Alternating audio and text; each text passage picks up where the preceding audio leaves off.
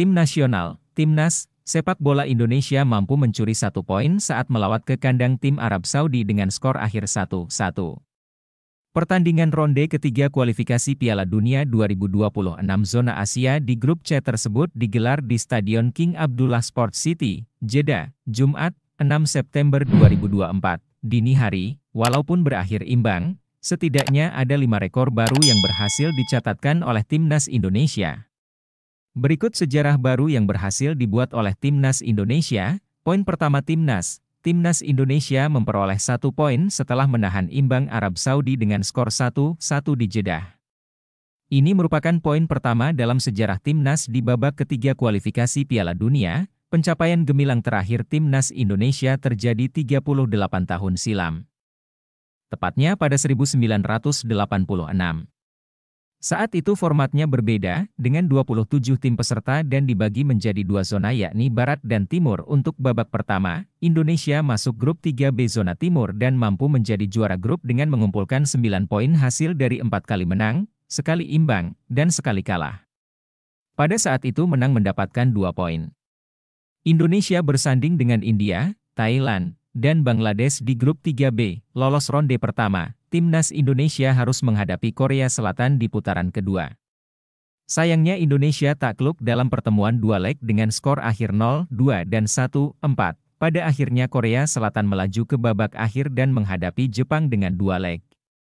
Korea Selatan pun lolos ke Piala Dunia setelah menang agregat 3-1 atas Jepang.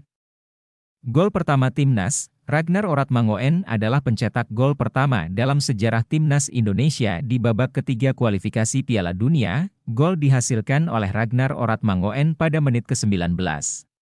Berawal dari Witan Sulaiman yang lolos dari jebakan offside di sisi kanan, ia kemudian melepas umpan tarik yang bisa dikontrol Ragnar Oratmangoen. Tembakan Ragnar membentur Sandy Walsh hingga mengecoh Mohamed Al-Owais.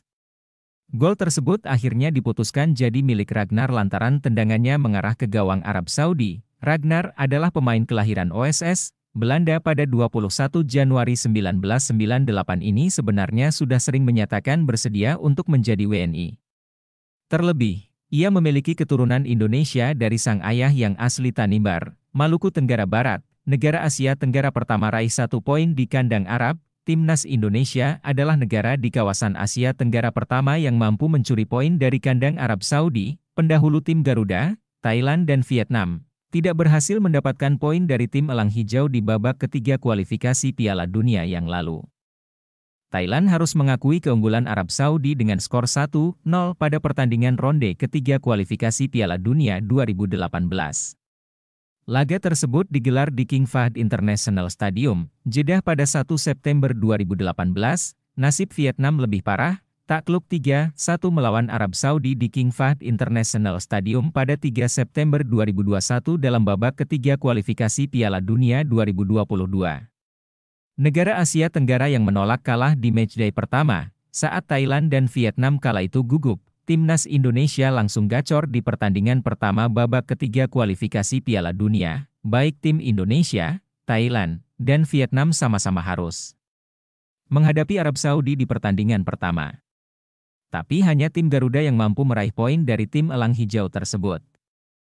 Naik peringkat ke-131, pertama sejak 13 tahun lalu, Timnas Indonesia berpeluang naik 2 peringkat FIFA ke-131 setelah mendapatkan 6,88 poin dari hasil imbang melawan Arab Saudi. Per 18 Juli 2024, Timnas Indonesia berada di peringkat 133 dengan total poin 1108,73. Pembaruan peringkat selanjutnya pada 19 September 2024, jika berhasil naik peringkat 131, ini merupakan yang pertama sejak 24 Agustus 2011. Sekaligus menjadi pencapaian terbaik Timnas era kepemimpinan pelatih Shin Tae-yong. Arab Saudi melaju ke babak ketiga kualifikasi Piala Dunia 2026. Lawan pertama pasukan Roberto Mancini adalah Timnas Indonesia. Arab Saudi versus Indonesia bertemu di matchday pertama di King Abdullah Sports City pada 5 September 2024. Mancini sudah memanggil 31 pemain untuk persiapan ini. Pelatih Timnas Indonesia, Shin Tae-yong, cuma memanggil 26 pemain untuk persiapan melawan Arab Saudi. Sebagian besar pemain pernah ditonton langsung Mancini saat di Piala Asia U23 di Qatar Januari lalu. Dalam waktu dekat, kami akan menjalani pertandingan kualifikasi Piala Dunia. Ini tidak akan mudah, karena kami menghadapi tim-tim yang kuat.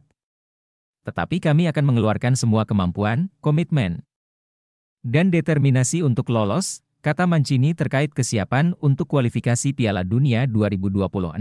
Menteri Olahraga Arab Saudi dan Presiden Federasi sangat kompeten dan sangat dekat dengan tim. Ada perhatian dan keinginan besar untuk mengembangkan sepak bola Arab Saudi dan kembali memenangkan beberapa trofi penting. Tenaga ahli Kemenpora, Hamdan Hameden, sempat duduk langsung bersebelahan dengan Mancini saat di Qatar. Mancini ketika itu memuji permainan Indonesia di Piala Asia U23. Mr. Mancini duduk di sebelah saya, jadi saya memanfaatkan itu untuk bertanya kepada beliau dan kolega beliau bagaimana permainan Indonesia. Ya, kemudian beliau mengatakan bagus permainannya. Saya bertanya adakah pemain yang menonjol di game ini, Indonesia versus Irak, kata Hamdan kepada Detik Sport.